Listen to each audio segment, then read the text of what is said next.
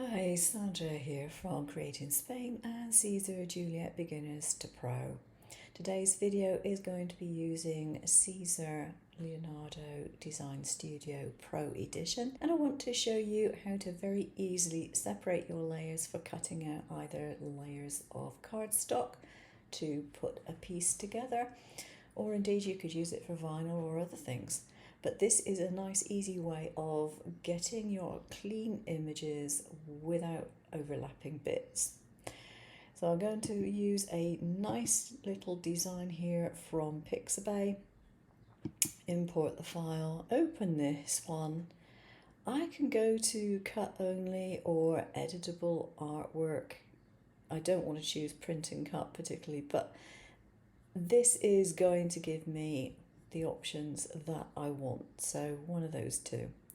So if I click on apply, now just to show you what it actually looks like, I'm going to go to wireframe, and you can see you do not want to cut it out like this. You have his muzzle going through the nose, it's overlapping the eyes. That would be a mess if you were to cut it out. So you definitely don't want to do that. Let me just switch off the wireframe. And if I go to send design and just let it do its stuff, you can see that you've got the various bits, but they're not sorted out properly. We know that it has an overlapping piece, which is going to be there for a start. And then that looks like it's actually cutting out a line rather than just the solid object.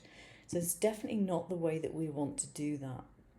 What we want to do in this particular case is go to Paths and then go to Base Color Weld.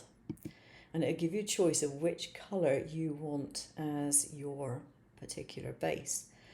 Now this drawing has got a black line around it, and I really don't want to have just a line. That really doesn't suit the idea of a card cutout. So I'm going to choose the dark red and click accept. So it changes the image slightly, but you can see that it looks much better.